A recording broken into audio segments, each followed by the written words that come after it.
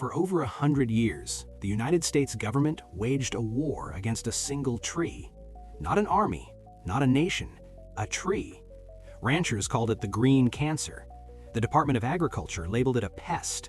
Politicians described it as an infestation choking the promise of the American West. They bombed it with chemicals. They burned it with diesel fuel. They wrapped massive steel chains between bulldozers and dragged them across the land, ripping living forests out of the earth by their roots. They spent millions of dollars trying to erase it from the map. And they failed. They failed because they never understood what they were fighting. They believed the tree was an invader, when in truth it was the oldest guardian of the desert. They believed it was stealing water, when it was quietly making its own. They believed it was useless, when it had fed human civilizations for over 4,000 years before their fences arrived. The tree they tried to murder may now be the very thing that saves us from a hotter, drier future. This is the story of the mesquite. The evidence of its power does not begin with conquest or science, but with resurrection. The year is 1998. Inside a limestone cave near Tucson, Arizona, archaeologists uncovered something unexpected. A cache of clay jars sealed in darkness, placed carefully into the earth nearly 4,000 years earlier. The people who left them behind had no written alphabet. They built no stone temples scraping the sky. They left no monuments large enough to be remembered by empires. But they possessed a knowledge that modern civilization is only now beginning to relearn. Inside the jars were seeds, small, brown, unassuming, mesquite beans. When scientists removed the seeds and brought them back to the laboratory, they expected nothing. Seeds that old should have been dust. Their cells should have collapsed into lifeless fragments long ago. But when they were planted, they didn't decompose. They grew. After 40 centuries sealed in darkness, the life inside them was still intact, still waiting, still listening. This was not an accident. It was not luck. It was an evolutionary masterpiece. To understand how a tree can survive 4,000 years of dormancy, you have to travel farther back in time, long before the first human footprint touched this continent. The mesquite did not evolve in the gentle desert we know today. It was forged in a world of giants. During the Pleistocene epoch, North America was home to megafauna beyond anything alive now.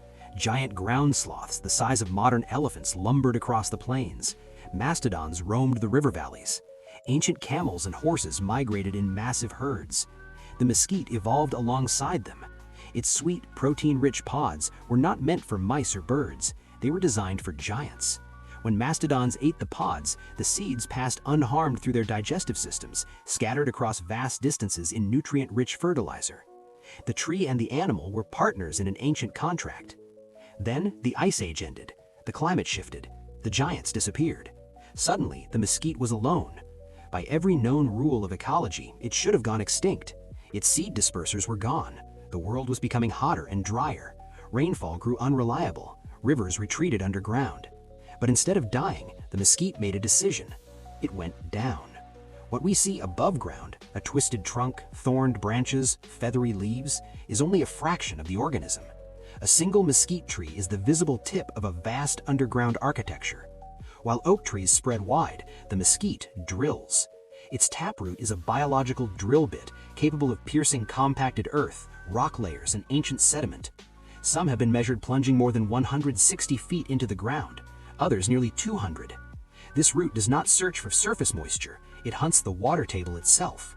While cacti hoard water inside their flesh, guarding it with spines, the mesquite acts something far stranger. It acts as a living pump.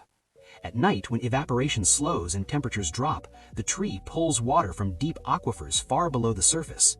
Through a process known as hydraulic redistribution, it releases that water into the shallow soil layers. By morning, the dry desert earth around the tree is damp. The mesquite waters itself, and it does not stop there. That moisture becomes available to grasses, wildflowers, insects, and microbes. Entire communities quietly depend on a tree that most settlers believed was stealing water.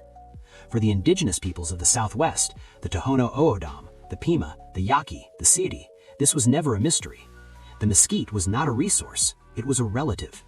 They called it the tree of life. Its shade was shelter, its wood was fire, its sap was medicine, its pods were survival. In 1535, a Spanish explorer named Alvar Núñez Cabeza de Vaca wandered lost across the American Southwest. Shipwrecked, starving, stripped of certainty, he expected to die. Instead, he encountered communities thriving in what Europeans considered desolation. He wrote of a people who ate a powder made from straw that tasted of honey. What he was tasting was mesquite flower. The fruit of the mesquite is a marvel of bioengineering. At first glance, it looks unremarkable, a green bean, dry, fibrous. But inside is a chemical architecture perfectly tuned for human survival. It tastes of caramel, molasses, hazelnut. It contains no bitterness, no defensive toxins. Unlike most desert plants that try to repel predators, the mesquite wants to be eaten. Each pod is a nutritional reservoir, roughly 35% natural sugars bound tightly with insoluble fibers and gallicomannan gums. It contains lysine, an essential amino acid nearly absent in most cereal crops. It delivers calcium, magnesium, zinc, minerals stripped from modern soils. When ground into flour, it resists spoilage. It does not mold. It does not rot. In the blistering months of June and July before the monsoon rains arrived, the pods fell like golden rain. Families gathered thousands of pounds, grinding them on stone metates into a flour that could last for years. It was the ultimate survival ration. By 1541, explorers recorded vast mesquite forests stretching for miles along river valleys. These were not scrub bushes, they were cathedral forests. Their canopies were so dense they lowered ground temperatures by as much as 15 degrees. They created their own microclimates. Beneath them, grasses grew thicker, soil stayed cooler, life clustered. The mesquite gave shade, it gave food, it gave medicine. Its black sap dissolved in water treated eye infections. Its bark soothed stomach ailments. It asked for nothing but sun and time. But history does not reward patience. By the late 19th century, the mandate of the American West had changed. The goal was no longer survival, it was extraction. Railroads carved steel lines across the land, cattle arrived by the millions, grass became currency. To ranchers, the mesquite was no longer a giver, it was a competitor. They believed its deep roots were stealing water from grass. They believed its thorns injured livestock. They saw shade where they wanted pasture. They called it the green cancer. And so the war began. What followed was one of the most aggressive ecological extermination campaigns in recorded history. Millions of acres were targeted. Forests that had stood for centuries were marked for removal. Diesel fuel was poured onto stumps and set ablaze. Bulldozers dragged steel chains thick as anchors between them, tearing living root systems from the ground.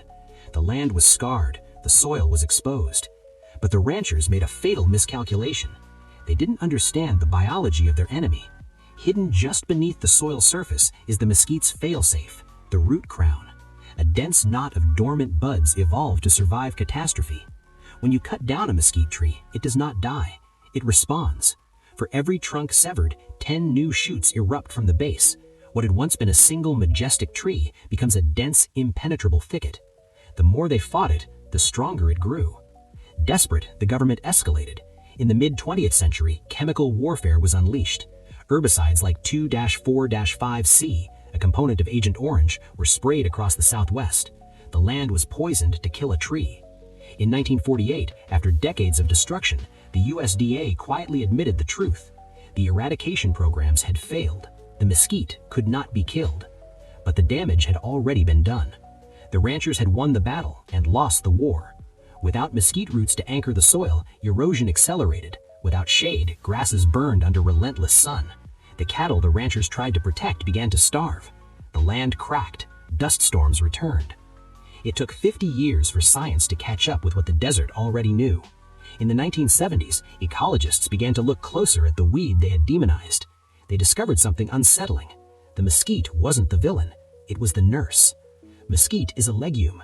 Like beans and peas, it possesses a rare biological superpower, nitrogen fixation. Bacteria called rhizobia colonize nodules along the roots. In exchange for sugar from the tree, they pull nitrogen gas from the air and convert it into fertilizer. The mesquite was feeding the soil. Wherever it stood, the earth beneath was richer, cooler, alive. Seedlings of other species survived only under its protection. The iconic saguaro cactus often cannot survive infancy without growing in the shade of a mesquite. Pull the tree out, and the desert collapses.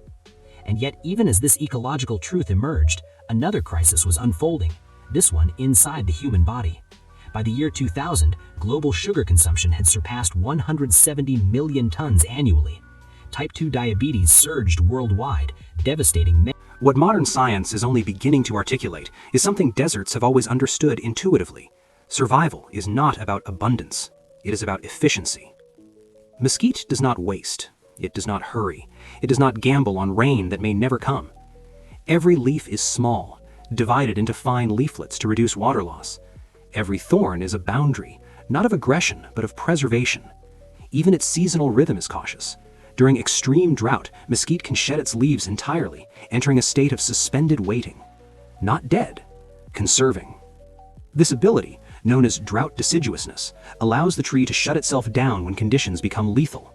Photosynthesis pauses, growth slows to a whisper, and when rain finally returns, the tree awakens almost instantly, green erupting where nothing seemed alive days before. To the untrained eye, this looks like stubbornness. To ecologists, it is genius. Beneath the surface, the mesquite's relationship with soil microbes continues even when the canopy sleeps. Fungal networks, mycorrhizae, extend the tree's reach far beyond its roots, trading minerals for sugars, sharing resources with neighboring plants. The mesquite does not stand alone. It is a hub. Around it forms an invisible economy of exchange. Bacteria fixing nitrogen, fungi transporting phosphorus, insects aerating soil, reptiles regulating pests, birds spreading seed. Each participant benefits. Remove the tree, and the network collapses. This is why deserts without mesquite do not merely look emptier, they function differently. Temperatures spike higher, rain runs off instead of soaking in, soil hardens into lifeless crust, the land loses its memory of water. In places where mesquite has been allowed to return, something extraordinary happens. Within a decade, barren ground begins to soften. Grasses reappear. Native wildflowers germinate from seeds that waited decades for the right conditions. Life remembers. And now, under the pressure of climate change, governments and scientists are being forced to confront an uncomfortable truth. The future of agriculture may not look like the past at all. The industrial model, vast monocultures dependent on irrigation, fertilizer, and fossil fuels, was built for a stable climate that no longer exists. As heat waves intensify and rainfall becomes unpredictable, crops bred for maximum yield become fragile liabilities. Mesquite represents the opposite philosophy. It is not optimized for speed, it is optimized for endurance. In experimental agroforestry projects, researchers are planting mesquite alongside annual crops, not in rows but in patterns that mimic natural systems. The results are counterintuitive. Yields do not decrease. In many cases, they stabilize. Shade reduces heat stress. Improved soil holds moisture longer. Nitrogen fixation reduces the need for fertilizer. The tree does not compete, it supports. Livestock benefit as well.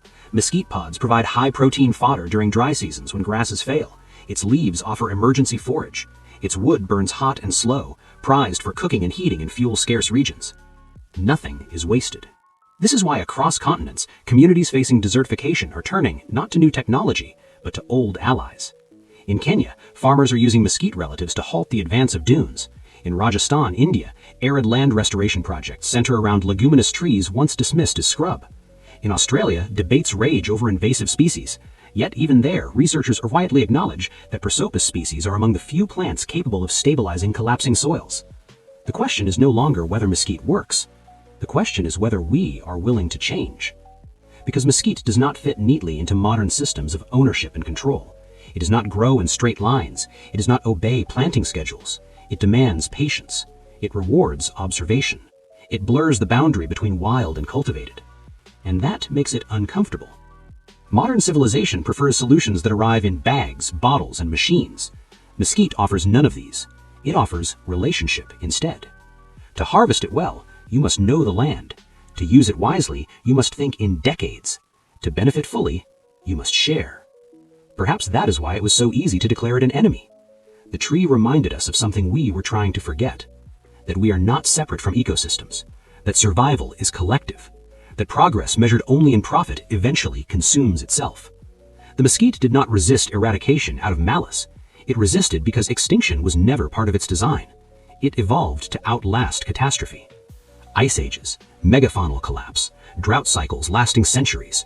Human hostility was simply another challenge. And now, as the planet warms and certainty dissolves, the tree stands where it always has, quiet, rooted, waiting. Waiting for us to remember. Because the lesson mesquite offers is not merely agricultural or ecological, it is philosophical. It tells us that resilience grows slowly, that strength hides underground, that the future belongs not to what dominates, but to what adapts. In a world obsessed with control, Mesquite teaches surrender. Not giving up, but giving in to reality, accepting limits, working with what is rather than forcing what we want. The ancient jars buried in that Arizona cave were not a miracle. They were a message.